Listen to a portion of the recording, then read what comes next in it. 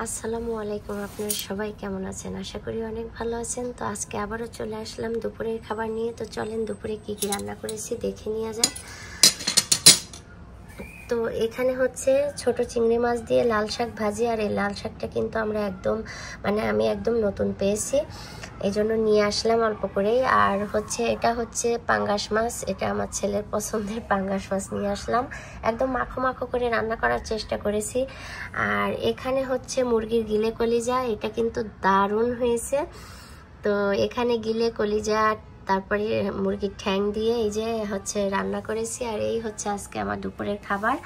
আর আমি এই যে ভাতটা নিব, এখানে চামচটা দিয়ে দিই। আর ভাত নিয়েছি প্লেটে। এখানে হচ্ছে লেবু আর হচ্ছে পেঁয়াজ। এখন আমি এই যে শাক নিব। কার কার লাল শাক পছন্দ, আরও যদি সাথে থাকে হচ্ছে চিংড়ি মাছ, ছোট চিংড়ি, তাহলে তো কথাই নেই, তাই না? আমার বাচ্চারা খাবে না, আমি একাই খাবো। তো বিসমিল্লাহ বলে আমি হচ্ছে লাল শাকটা দিয়ে খাবো। খুবই ইয়ামি লাল শাকটা। ছোটবেলায় আসলে এসব শাক রান্না করলে রাগ করতাম, আর এখন মনে হয় শুধু পাওয়াটার অপেক্ষা, খাওয়াটা একদমই সময় লাগবে না। বিসমিল্লাহ।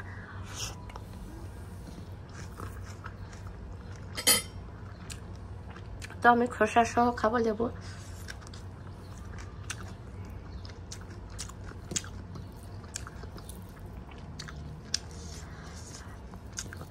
আমার হাতের লাল শাক যে মজা হয় সেটা না খেলে আমি কাউকে বোঝানো আমার দ্বারা সম্ভব না। আরো সাথে ছোট চিংড়ির কম্বিনেশনটা জাস্ট জমে যায়।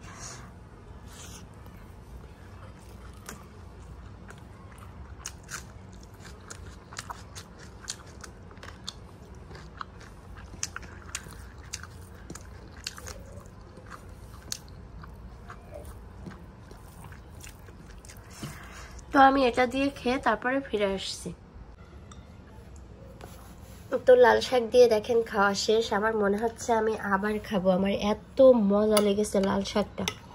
আসলে প্রথম ওঠার সাথে সাথেই কিন্তু যে কোনো জিনিস খেতে বেশি মজা লাগে। তো আমি এখন পাঙ্গাস মাছ নিয়ে নিব। ওই যে একদম লেজাটা, আমার লেজাটা কিন্তু খুবই পছন্দ।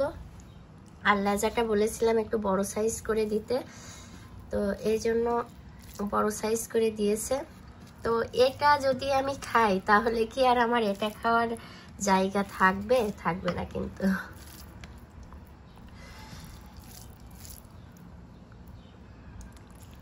তো এই যে একদম গরম গরম পাঙ্গাস মাছ আমি কেবল রান্না করলাম।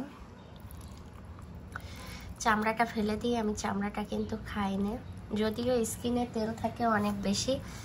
তো এই যে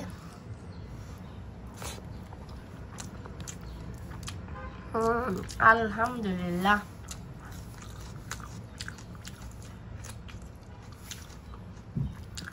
ইচ্ছা করে কিন্তু আজকে সালাদ নিইনি আমি।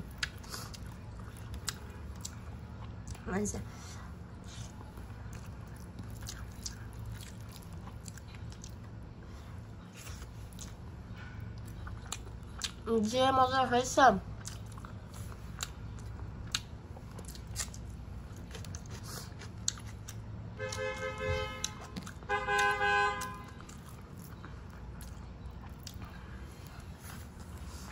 তো ঠিক আছে, পাঙ্গাস মাছটা দিয়ে খেয়ে তারপরে ফিরে আসছি।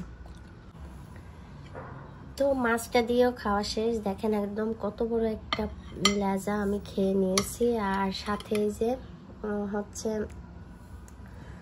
মুরগির গিলে কলিজা নিব।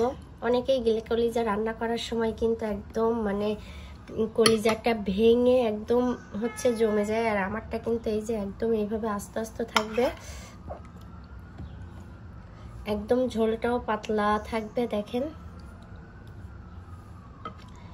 তো আজকে কিন্তু ইচ্ছা মতো রান্না করেছি। এই যে দেখেন কতগুলা কলিজা নিয়েছি। তো এখন এটা দিয়ে টেস্ট করব। মাছটাও কিন্তু অসম্ভব মজা হয়েছে, অসম্ভব মজা। আর এটাও আমি একটু চেখে টেস্ট করেছিলাম, রান্নার সময়। তো এটাও কিন্তু অনেক টেস্টি হয়েছে। তো এখন আমি এই যে কলিজা দিয়ে টেস্ট করব।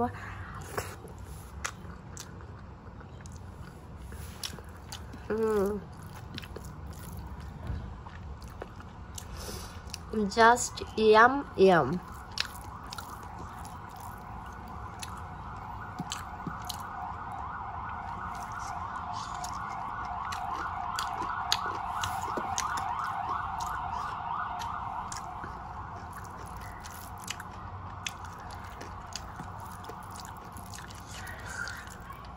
এটা আমার খুবই পছন্দের একটা খাবার।